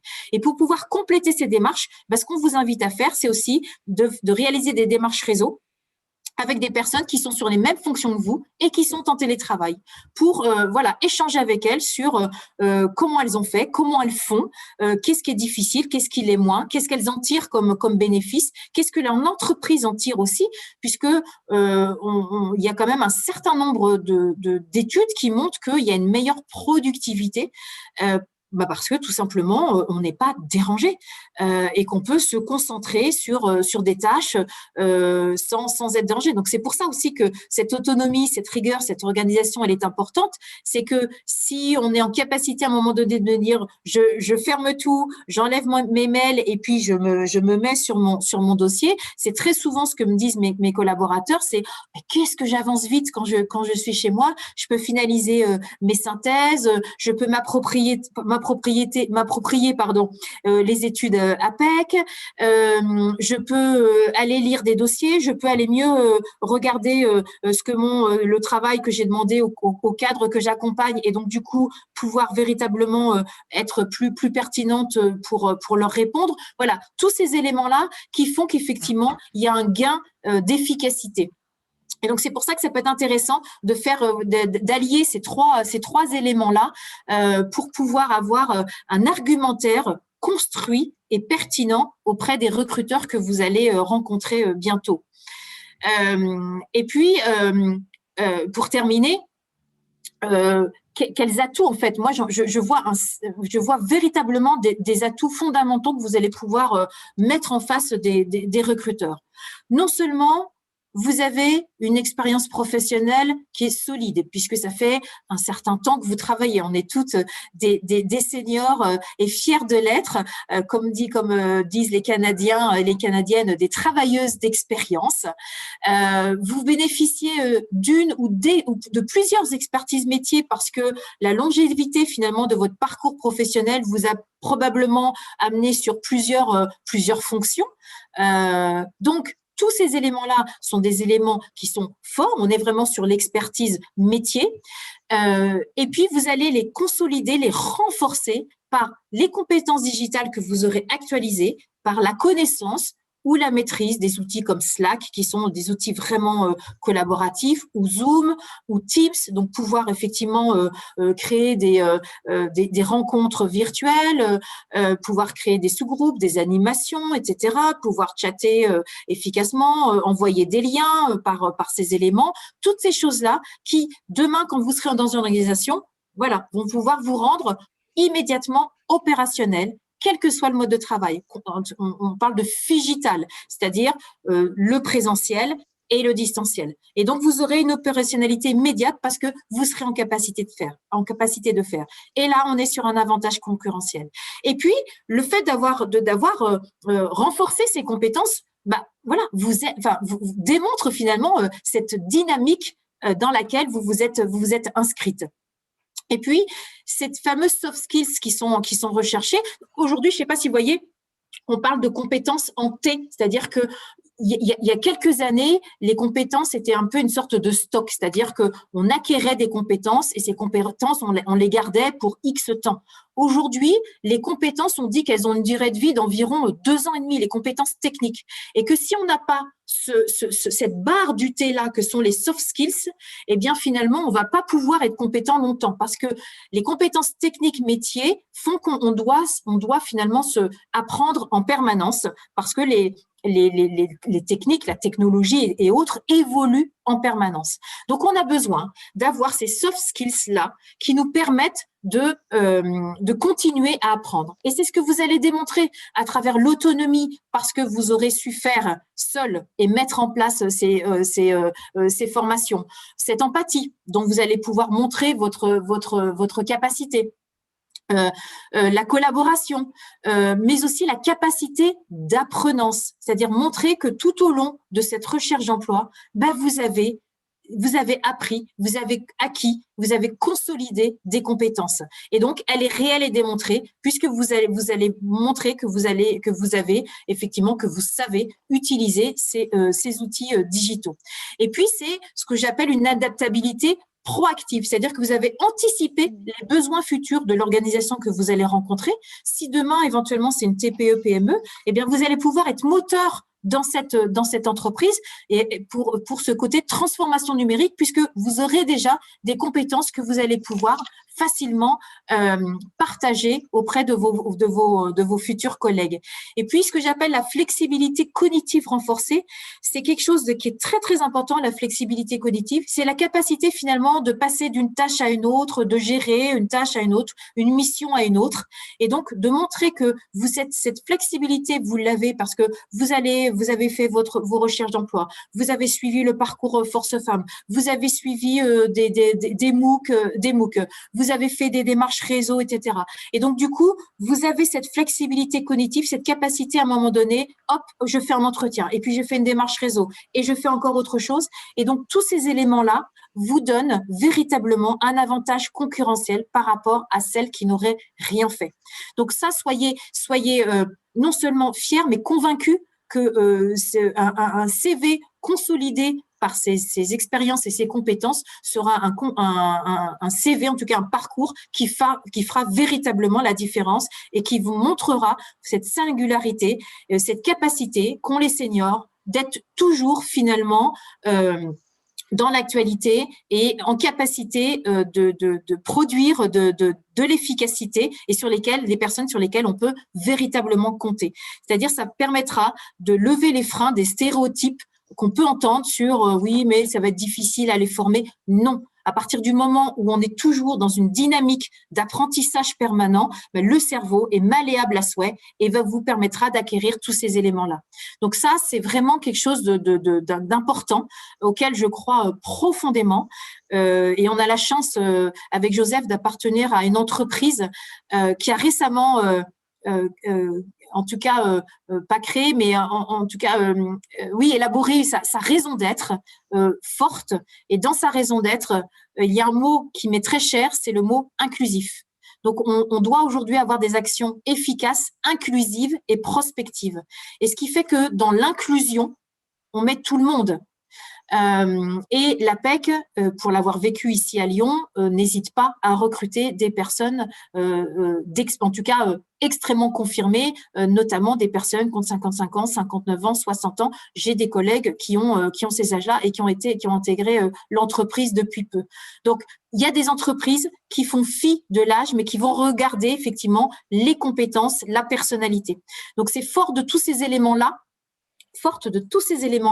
que vous allez pouvoir renforcer finalement votre attractivité aux yeux des recruteurs. Voilà, c'était quelque chose d'important pour nous. Et pour terminer, effectivement, même si certaines restent un petit peu réfractaires finalement au télétravail ou ne peuvent pas compte tenu de la fonction qu'elles occupent, c'est quand même une tendance de fond et qui aujourd'hui et qui va très probablement se généraliser. Alors, on a essentiellement centré notre intervention sur les fonctions cadres, puisque c'est quand même le cœur de métier de l'APEC, mais on voit aussi que des fonctions assimilées ou autres sont également majoritairement télétravaillables aujourd'hui, et que c'est finalement une transformation assez importante qui est en train de se jouer sous nos yeux et que les fonctions qui ne le sont pas encore pourraient le devenir demain. On voit bien que, par exemple, sur des fonctions comme le notariat ou les avocats qui, avant, n'envisageaient pas du tout d'être en télétravail, aujourd'hui, vous avez des sites qui sont entièrement dédiés, par exemple des sites d'avocats où vous ne les voyez pas, mais tout se fait uniquement sur du digital. Donc, attention effectivement à cette transformation qui est en train de se faire. Et notre idée pour nous, c'est de dire soyons moteurs, soyons proactives que plutôt réactives et être en soumission finalement des choses qui nous arrivent. Prenons les choses et agissons et choisissons finalement ce qu'on a envie de faire et ce qu'on a envie d'être. Et puis, plus on va être dans une approche de dynamique de changement permanent, d'apprentissage permanent, plus on va se mettre dans une dynamique d'ouverture finalement et on va véritablement avoir des avantages, être des outsiders par rapport à d'autres candidatures qui seraient restées plus classiques ou en tout cas moins dans le mouvement que vous. Voilà ce qu'on voulait vous proposer. Je ne sais pas si Joseph, tu souhaites rajouter des éléments que j'aurais omis. En tout cas, on vous propose éventuellement quelques questions, remarques ou commentaires que vous auriez, parce que je ne vois pas le chat là où je suis. Ouais, non, moi, en tout cas, j'ai rien à ajouter de particulier. Je préfère effectivement laisser la place s'il y a des questions, sachant que j'ai essayé de répondre au fil de l'eau à certaines des interrogations dans le chat, mais il y en a peut-être d'autres ou des personnes qui souhaitent partager leur expérience ou leur point de vue. J'ai relevé 2-3 questions qui me semblaient intéressantes et un petit peu voilà, à la marge de tout ce qui a été évoqué ici. Alors, je tenais déjà à vous remercier parce que je trouve la complémentarité de vos interventions, Laurence et Joseph, vraiment très remarquable parce qu'on a, on a vraiment là donc, la restitution des éléments de l'enquête, mais vraiment adaptés parfaitement à un contexte de transition professionnelle et j'aime beaucoup la notion de proactivité, d'adaptabilité proactive face à cette réalité-là. Donc, je vous remercie vraiment pour la qualité de toute votre Merci. intervention qui Merci. m'épate. Et voilà, il y a 2-3 questions que j'ai relevées qui me semblaient intéressantes. Alors, on avait une question sur les chartes de fonctionnement. Est-ce que les entreprises peuvent, voire doivent émettre des chartes de fonctionnement dès lors que le télétravail est instauré? Et peut-être y a-t-il des différences entre les entreprises, si elles sont plutôt de petites entreprises, moyennes entreprises ou grandes entreprises? De manière aussi à se préparer, prendre connaissance de cette charte dans la phase de prise de poste, prendre connaissance d'une charte qui référerait des conditions de télétravail dans l'entreprise peut être aussi un moyen de se préparer à cette nouvelle expérience professionnelle. Donc, est-ce que vous auriez des commentaires sur l'existence éventuelle de chartes qui précisent les conditions du télétravail? Alors, je ne sais pas si tu veux, je vais me lancer, Laurence, et puis tu compléteras. Il n'y a pas d'obligation pour les entreprises d'avoir une charte ou un accord d'entreprise encadrant le télétravail, encore moins, j'allais dire, depuis les ordonnances, hein, Macron que j'évoquais de 2017, parce que l'objectif, c'est justement d'assouplir la démarche, les possibilités. Et donc, il y a pas d'obligation. Après, c'est vrai que beaucoup d'entreprises se sont dotées, notamment les plus grandes, hein, d'accords D'accord. qui font office d'une certaine façon de charte parce qu'elles encadrent la pratique, elles disent qu'elles peuvent être les salariés éligibles. D'ailleurs, ce qui me fait penser que j'ai eu un échange récemment avec l'ANACT qui a fait une analyse des derniers accords qui ont été publiés en matière de télétravail et qui montrait qu'une des évolutions récentes, c'était le fait que jusqu'à présent, dans les accords de télétravail, il y avait souvent un espèce de quota, un nombre maximum de salariés qui pouvaient être en télétravail. Et il se trouve que c'était le cas chez nous, hein. C'était, je crois, 10% des effectifs qui pouvaient être en télétravail. Et dans les accords récents, ces quotas ont eu tendance à sauter pour étendre à une partie beaucoup plus importante, voire tous les effectifs d'une société, la possibilité de télétravail. Donc, pour répondre directement à la question, il n'y a pas d'obligation de charte, mais ça existe dans pas mal d'entreprises. Voilà, pour réglementer justement un petit peu la pratique, fixer les règles du jeu. En règle générale, effectivement, quand il y a des chartes ou des accords, c'est qu'il y a des choses qui sont, le travail est déjà bien installé et qu'on est quand même pas mal sur un management par la confiance aussi. C'est simplement pour voilà bien réguler. Et ce qu'on propose, c'est effectivement de le faire. Alors, si elle n'existe pas, c'est de le faire au moins par équipe. Et c'est ce qui permettra de fluidifier effectivement les relations. Maintenant, ça peut être intéressant de se dire, si je rentre dans l'équipe, pourquoi ne pas le proposer aussi? Alors après, bien entendu, il faut bien sentir quelles sont les cultures, les valeurs de l'entreprise. Mais en règle générale, c'est si on intègre une entreprise, c'est qu'on y épouse sa culture et ses valeurs. Et là, vous pourriez être force de proposition sur une charte justement qui fixe des règles de fonctionnement. Parce que ce qu'on a vu aussi, et ce qui est intéressant, hein, vraiment, je vous invite à aller regarder du côté de l'ANACT qui a fait vraiment des outils fabuleux. Alors déjà, l'ANACT accompagne les entreprises à la mise en place du télétravail et notamment les TPE-PME. Donc, elle les aide à mettre en place finalement le télétravail. Et l'ANACT travaille systématiquement avec à la fois la direction et les représentants du personnel on est sur de la co-construction. Donc, véritablement, et intègre aussi cette notion de qualité de vie au travail. Donc, vous pouvez aussi, je pense, vous inspirer de ce qu'a fait l'ANACT pour garder ça aussi en mémoire et voir justement les points de vigilance et ce que vous allez aussi regarder dans l'entreprise que vous allez intégrer. Et en tout cas, ça fait partie aussi des éléments qu'il faut aussi regarder. C'est pas parce qu'on recherche un emploi qu'on doit tout accepter. C'est important aujourd'hui aussi que vous ayez des critères. Mais alors, je le dis, vous allez me dire, ouais, c'est facile, elle bosse, etc. Mais je pense que c'est important. Faut pas se leurrer aussi, il faut pas se tromper. Il y a des choses qui sont plus admissibles aujourd'hui. Et surtout, quand on a 50 ans, 55 ans, etc., il y a des choses qu'on n'a pas envie de revivre. Et je pense qu'on peut aussi, forte de l'expérience qu'on a, avoir aussi un certain nombre de critères en termes de qualité de vie au travail. Donc, vous allez pouvoir aussi, à travers les outils de l'ANACT, identifier, et questionner l'entreprise au cours de l'entretien de recrutement pour voir ce qui est fait en termes de télétravail et puis plus globalement en termes de qualité de vie au travail. Je pense que c'est vraiment important. En tout cas, je regardais parce qu'il y a un accord national interprofessionnel sur le télétravail qui a été signé très très récemment. C'est pas parce qu'il n'y a pas d'accord d'entreprise ou c'est pas parce qu'il n'y a pas de charte qu'il n'y a pas de possibilité de télétravailler pour un salarié. Ça peut être convenu, ça peut être entre l'entreprise et un salarié en particulier. Donc voilà, aujourd'hui c'est assez souple comme mode de fonctionnement en théorie.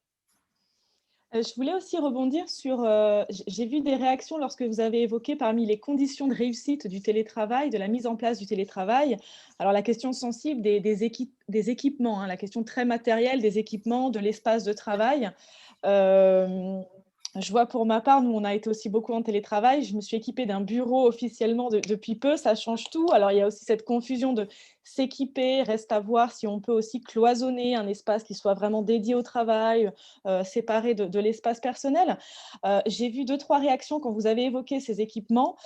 Évidemment, certains appartements, certains espaces ne permettent pas non seulement d'avoir un bureau ou à minima de cloisonner ce qui serait le bureau vraiment dédié au télétravail du reste de l'appartement. Alors peut-être la question n'était pas posée forcément en ces termes, mais ça m'évoque la question de la négociation. Est-ce qu'aujourd'hui, et en l'occurrence dans le cadre d'un entretien professionnel, ça peut être délicat puisqu'on est dans de la négociation, quel conseil éventuellement donneriez-vous dans le fait d'aborder cette question-là en entretien, si on voit que le télétravail est en effet proposé, possible, qu'on est plutôt favorable, mais qu'on n'a pas forcément les conditions matérielles pour le mettre en place à la maison, très simplement. Est-ce que cet aspect de négociation peut être abordé en entretien et comment le faire dans les meilleures conditions pour que ce soit entendu et discuté? Quand tu dis négociation, c'est-à-dire ce serait pour avoir quoi? Très concrètement, ça serait de savoir si ça suppose de devoir s'équiper, de devoir engendrer des coûts, hein, tout simplement. Je pense qu'il y a cette question déjà du coût engendré par l'équipement.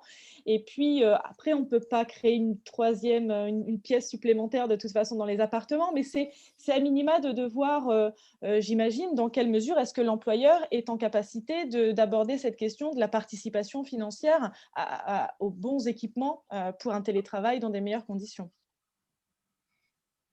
Parce que ça va devenir, j'imagine, c'est déjà une question. Alors oui, je pense qu'on peut l'aborder de façon intelligente, on va dire, c'est-à-dire peut-être pas trop les deux pieds dans le plat, mais simplement en posant la question de comment s'est passée la mise en place du télétravail, quelles ont été les modalités pour les salariés. En règle générale, il me semble que c'est plutôt à l'entreprise de toute façon d'équiper. On est sur des outils de travail, donc ce sont simplement des outils qui à un moment donné sont au bureau et qu'on doit ramener dans sa maison. Donc à ce niveau-là, en termes d'équipement, c'est l'entreprise qui va équiper son interlocutrice. Là où il peut y avoir plus négo, c'est quand comment dire, la question n'avait peut-être pas été envisagée par l'entreprise et vous arrivez et vous dites écoutez, moi je veux bien, mais moyennant 2-3 jours de télétravail.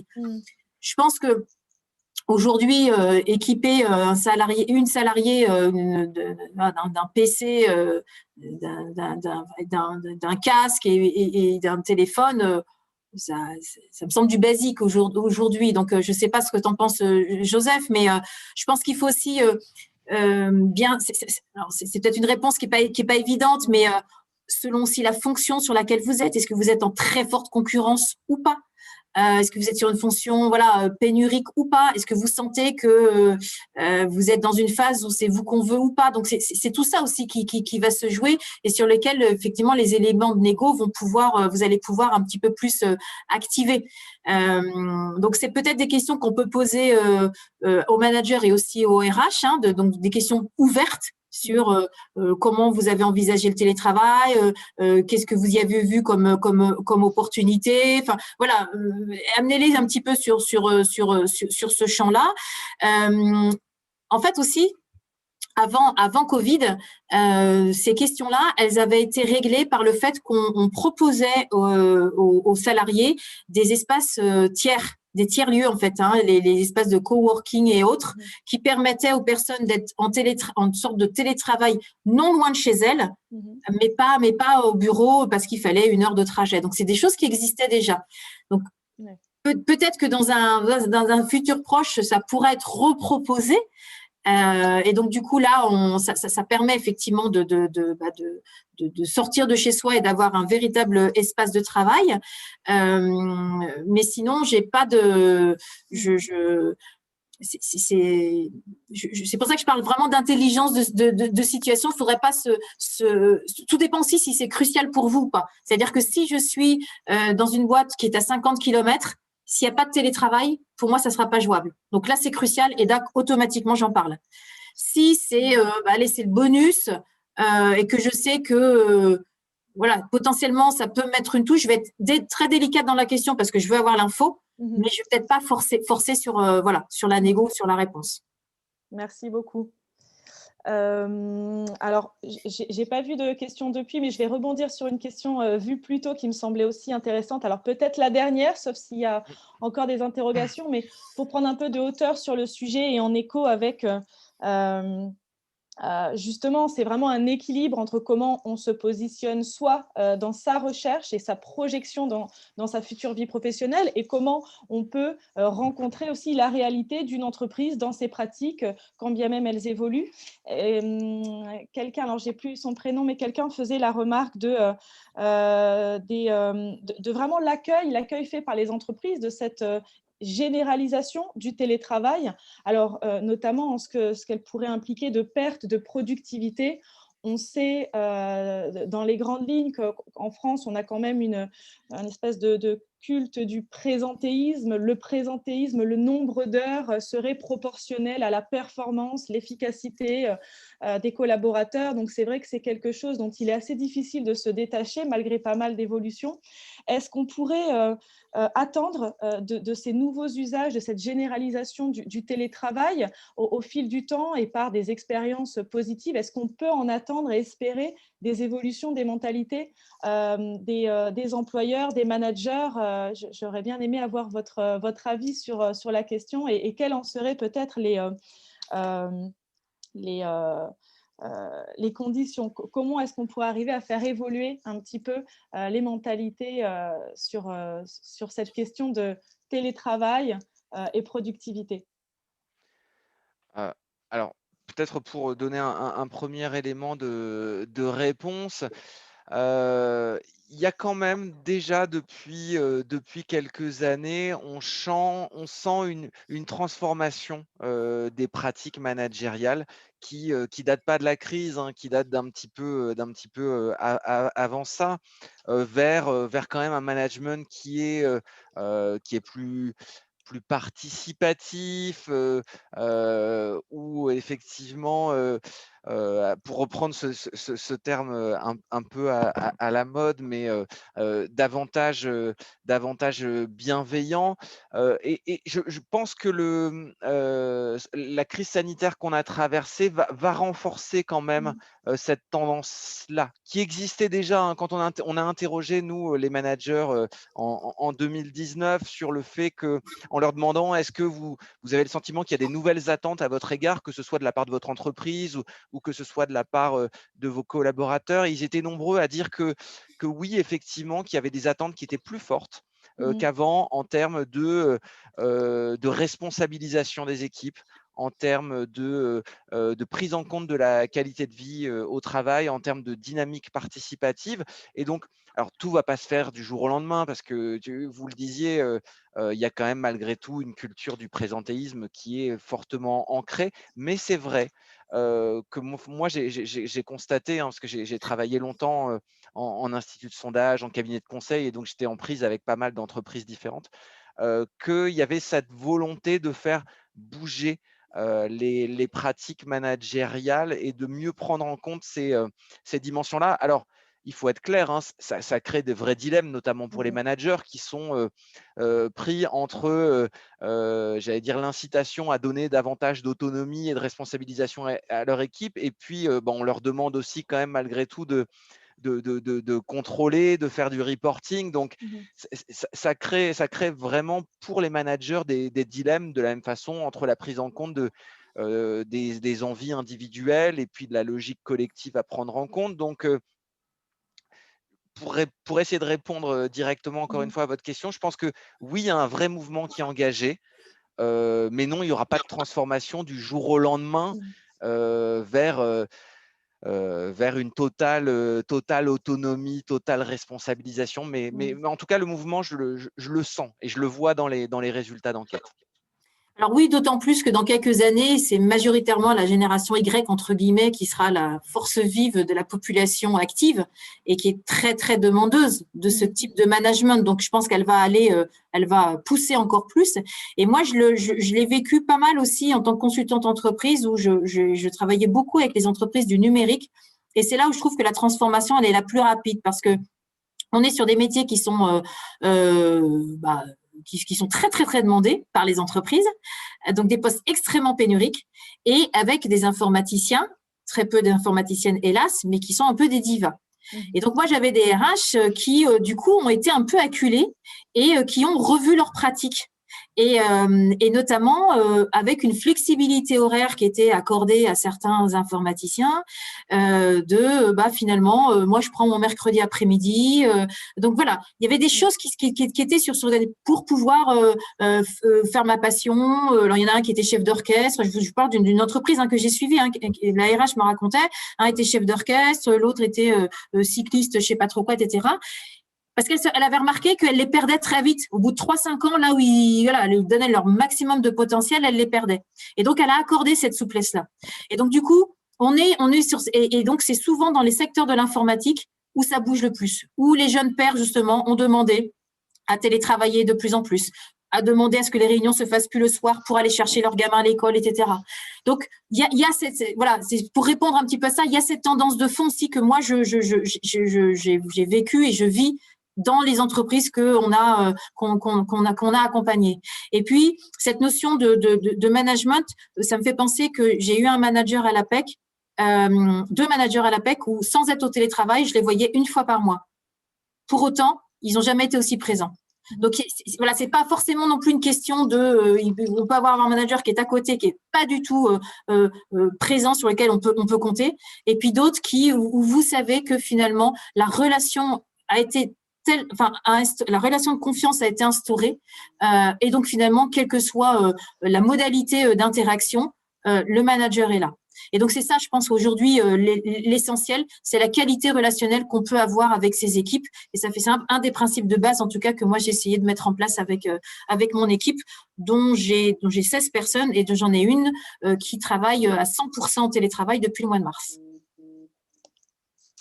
Merci beaucoup pour cette réponse. Alors, on va prendre une toute dernière question, si vous le voulez bien. Fabienne souhaitait intervenir en direct. C'est super. Ah, chouette, merci. Merci, c'est moi qui vous remercie beaucoup. J'avais glissé dans le message que je remerciais pour cette intervention énergique et brillante dans ce lundi sans soleil. Et finalement, le soleil pointe. Donc Merci Fabienne. Et que avec beaucoup de bienveillance, ça fait énormément de bien. Et j'allais dire, c'est idyllique de vous entendre aujourd'hui. C'est moteur. J'ai lu que vous vous associez en tout cas qu'il y avait un rapprochement APEC et Pôle emploi. Je voulais savoir si toute cette belle dynamique, toutes ces informations remontent au niveau, enfin là-haut, au niveau du mode de fonctionnement, notamment de Pôle emploi, qui aujourd'hui est très défaillant, en tout cas par rapport à ses offres et à son suivi. Il y a un décalage et en tout cas, j'espère que tout ce que vous faites aujourd'hui remonte au plus haut du ministère du Travail pour qu'on change le mode de fonctionnement du recrutement en France parce que Pôle emploi est un vivier et qui ne sert à rien aujourd'hui, à part quand on passe par vous ou par Force Femmes notamment, qui aide beaucoup parce qu'il n'y a pas de suivi. Voilà, je voulais avoir cette information. Merci. Pardon, c'était un peu longue. Merci, Fabienne. Alors, moi, je peux pas trop parler parce que je sais qu'on a une convention en fait de partenariat effectivement qui vient d'être signée avec une notion de synergie entre nos deux organisations. Maintenant, effectivement, c'est un gros mastodonte. On est tout petit, nous à côté, donc on a peut-être une réactivité, une flexibilité qui est un petit peu plus forte. On n'a pas les mêmes enjeux ni les mêmes objectifs. Je pense que Pôle emploi s'est considérablement transformé sur le plan digital et offre aujourd'hui des outils assez impressionnants. Et on travaille sur certains sujets et de plus en plus. Donc aujourd'hui, notamment, moi j'ai des membres de mon équipe qui ont été sollicités au niveau des jeunes diplômés. Je pense que dans très peu de temps, ça sera au niveau des personnes plus confirmées. Donc oui, ce sont des choses qui vont se mettre en place. Maintenant, on sait que derrière, il y a des hommes et des femmes, voilà, qui peuvent être plus ou moins compétents et qu'effectivement, selon votre situation, je l'ai vécu aussi pendant quelques années où j'avais l'impression que effectivement cette structure, en tout cas, ne m'apportait pas grand-chose. Donc vous avez eu raison. En tout cas, ouvrez-vous sur multiplier les canaux. De la même manière que les entreprises aussi multiplient les canaux pour recruter, vous aussi multipliez vos canaux et le fait d'être dans cette démarche active chez Force Femmes, à l'APEC, à Pôle emploi et à d'autres structures, eh bien, tant mieux parce que vous allez élargir votre réseau. En tout cas, pour celles qui le souhaitent, n'hésitez pas à me solliciter sur LinkedIn ou en tout cas pour qu'on puisse vous puissiez bénéficier éventuellement de mon réseau. En tout cas, j'aurai grand plaisir à vous accepter. Donc voilà, c'est une structure qui a ses qualités, ses défauts. Parfois, c'est pas évident, mais ils sont quand même très très soucieux aussi on va dire, de certains publics, on va dire. Donc que ce soit les femmes, les seniors, les jeunes diplômés. Parfois, ça se vous pouvez peut-être moins, enfin en tout cas pas avoir le sentiment que ça n'existe pas, mais si ils sont très challengés sur ces sujets et nous aussi on va l'être encore plus parce qu'on sait que mine de rien quand on fait partie des extrémités en règle générale dans les crises économiques, qu'on soit jeune diplômé ou senior, bah c'est toujours ceux-là qui payent le plus vite finalement les pots cassés. Mais l'idée, c'est vraiment de se dire, toute crise, je la transforme en opportunité et je vois comment moi je peux m'emparer de cette crise-là et gagner finalement quelque chose de ça. Et vous allez pouvoir être gagnante entre guillemets. Sachez que chaque entreprise a un conseiller entreprise aussi. Et qu'il faut quand même que vous soyez présente avec votre CV sur toutes les CV Tech possibles parce que parfois vos CV sont envoyés aux entreprises directement. Donc, ne passez pas à côté d'opportunités potentielles. Et puis, l'APEC aussi, tout au long de l'année, dans les différentes régions dans lesquelles nous sommes, va organiser aussi des rencontres avec des entreprises, voilà, quel que soit le profil, ou parfois ça pourrait être avec des profils dédiés, confirmés. Donc, on va le faire. Et donc, voilà, soyez présentes pour que vous puissiez aussi bénéficier de ces rencontres. Et c'est juste par rapport à l'État. L'État vous sollicite pour avoir… Alors oui, sachez qu'on est la semaine dernière justement, on dévoilait notre nouvelle signalétique, en tout cas notre nouvelle identité visuelle, et notre raison d'être. Et la ministre Elisabeth Borne a clôturé notre session. Donc notre direction générale est en lien permanent avec le ministère du Travail et avec Pôle emploi. Donc, on s'est engagé sur ces sujets et on a un mandat de service public qui fait que tous les ans, Joseph, tu me dis si je me trompe, tous les ans, on doit s'adresser à des publics cibles selon justement pour coller à la réalité du terrain, aux enjeux économiques et à vos besoins.